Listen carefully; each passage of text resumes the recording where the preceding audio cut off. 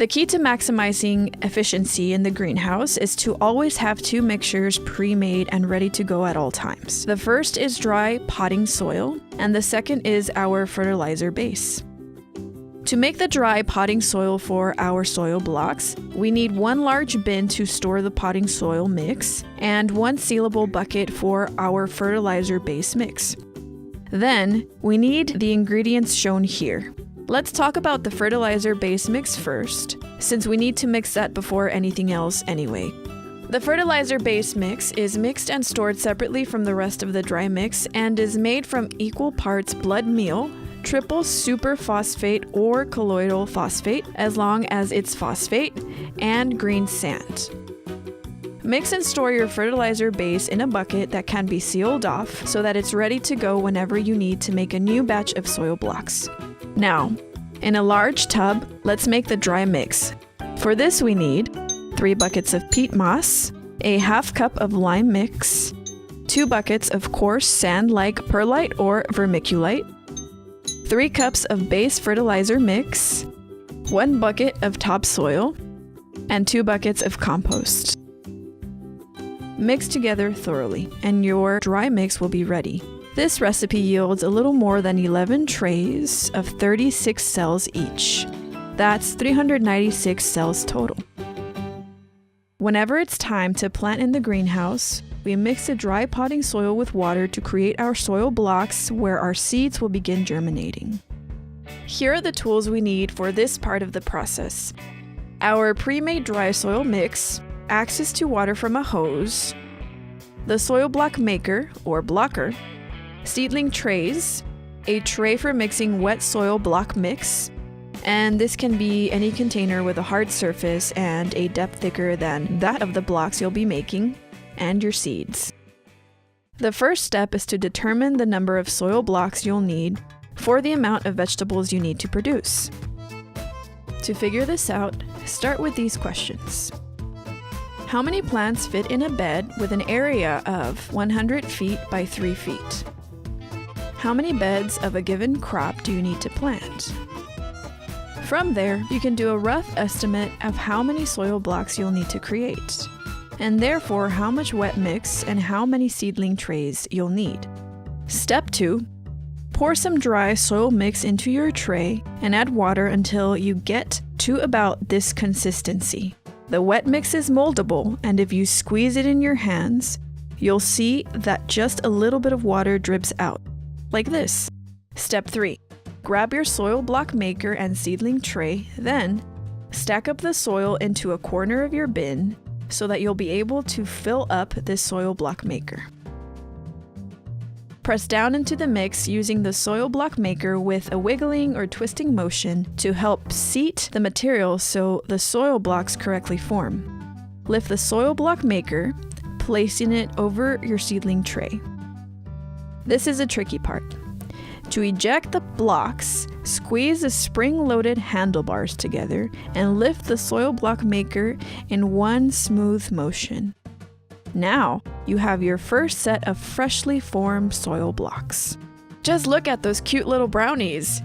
Try to resist the urge to eat them. Step 4 is to repeat this process until you fill up your seedling tray, dipping the soil block maker in a bucket of water to rinse it off between each depression. Be careful not to get it too wet though. If you do, the blocks may start to fall out before you get to the seedling tray. Step 5. Once you have a full tray of soil blocks, bring them over to the table to seed. You can see that each block is formed with an indentation on top. For most plants, you will sow 1 seed per block. Here, we have some cucumber seeds. Step 6. Once you have seeded all the blocks, cover them up with a thin layer of peat moss to give them the darkness they need to germinate. You want just a light coating here. Step 7. Give your seeds a good watering. The finer the mist, the better. Attach a fine nozzle to a water hose or watering wand, where the pressure is between half a gallon to 1 gallon per minute of water flow. Make sure all of the blocks are evenly watered so that the germination rate will be the same for all. As long as the seedlings are kept properly moist, they should grow up into fine little plants pretty quickly. Most greenhouse plants will stay in the greenhouse for about 3 weeks. The exception are tomatoes, bell peppers, and eggplants, for which we follow a practice called potting on. Let's see how this looks with some tomato seedlings. At around 1 month's time, once the seeds have germinated, drop your tomato plants into these larger soil blocks. It's important that you make this transfer before the roots begin outgrowing their original blocks. The tomato plants will stay in the larger soil blocks another 2 or 3 weeks. By potting on these tomatoes, they'll have a better chance of survival out in the field, since these plants are quite delicate when they're young. Germination rates are usually 90% or better when provided with these key ingredients: constant moisture, oxygen, and correct temperature, around 70 to 80 degrees Fahrenheit. That's why good greenhouse maintenance is crucial, so you can make sure the conditions are always perfect for your seedlings to flourish. Plants germinating in the greenhouse need to be kept in a constantly moist condition. Therefore, pay extra attention to watering in the greenhouse. Light and frequent waterings are ideal here.